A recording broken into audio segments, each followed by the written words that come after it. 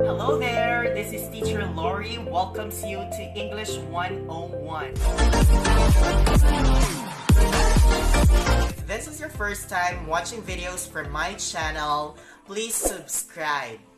And please do not forget to hit the notification bell for more videos.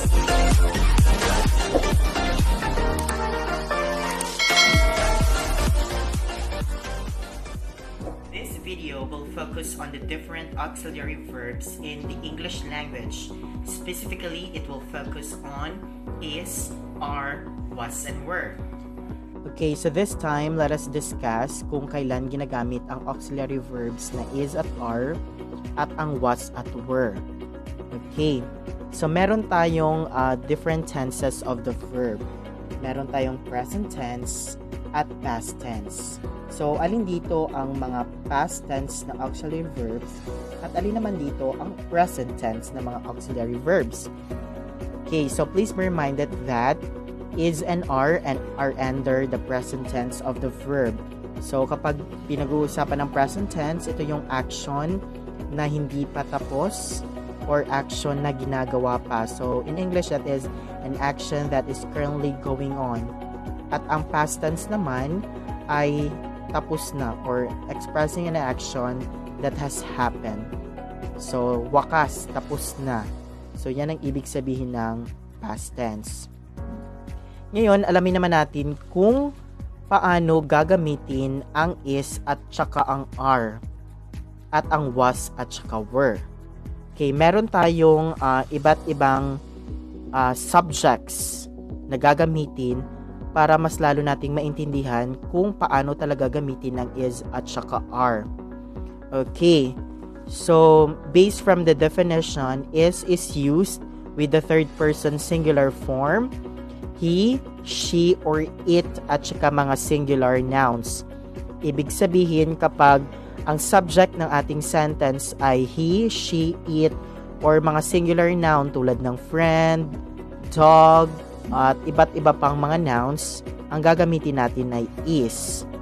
Kapag plural naman, example nito ay we, they, at ang second person na you, ang gagamitin naman natin ay are. So, yun lang ang difference ng dalawa. We're going to use is if the subject is singular and are if the subject is plural. Okay, let's use is and are in the sentence. So, kapag gagamitin natin ang he, she, at it sa isang sentence, pwedeng ang sentence natin ay he is smart. Ibig sabihin, he ay isa lang, singular. So, ang ginamit natin ay is. He is smart. Okay, another example is she is beautiful. So, ginamit natin ang she at ang she ay isa lang. So, is the correct verb. Halimbawa, gumagamit naman tayo ng singular noun. Halimbawa, mother. So, pwede natin sabihin na, my mother is responsible. Okay. So, is pa rin siya kasi si mother isa lang. Next naman ay ang are. Paano naman gamitin yung are? So, based sa mga examples kanina ng mga pronouns, meron tayong we at saka they at yung second person na you. We are the future of our country. So, pwedeng ganon. So, we refers to what? Many, di ba? Everybody, sa mga youth. Next ay pwedeng you. You are awesome. So, you, hindi pwedeng sabihin na you is awesome. So, ang correct na verb na gagamitin ay you are awesome. So, tandaan yan na kapag you, ang ginagamit talaga natin na verb, na auxiliary verb ay are. Okay. Ngayon naman ay discuss natin kapag plural nouns.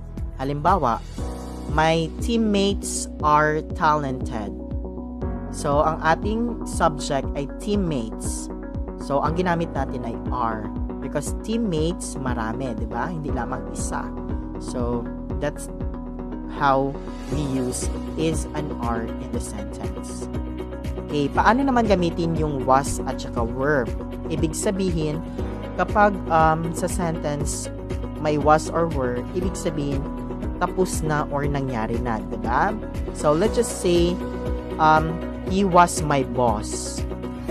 Okay, he is also singular. That is why we use was. Ibig sabihin nito, siya dati ang aking boss. Diba? So, ibig sabihin, was ang ginamit natin. Pero, in this example, pwede tayong mahirapan, diba? So, what if lalagay tayo ng adverb of time? Let's just say, he was my boss last year. So, yung last year, nagpapahayag na tapos na yung pangyayari or nakalipas na. Okay. So, hindi ko na siya boss ngayon. Okay, yun siya. So, another example is yung auxiliary verb na were. So, meron dito, the same pa rin kanina sa ating present tense. Gamitin natin ang we, they, at saka you at yung mga plural nouns. For example, if we'll say, you were awesome. So, ibig sabihin, dati awesome ka. So, ang tendency ngayon, hindi ka na awesome. But, that is the correct way of saying it. Another example is, the people were responsible enough. So, ibig sabihin, ang mga tao ay naging responsable noon. So, that's the usage of the was and the were. Okay, so that's the differences of the auxiliary verbs is, are, was, and were. Please do not forget that is and are present. Ibig sabihin, hindi pa tapos or ginagawa pa. Diba? Okay, at ang past tense naman ay mayroong was at saka were. Ibig sabihin, nag-e-express yan siya ng action na tapos na. Okay, based sa ating discussion. And I hope that when you write something, correct na yung ating grammar. Kasi pag-uusapan din natin yun siya sa subject-verb agreement.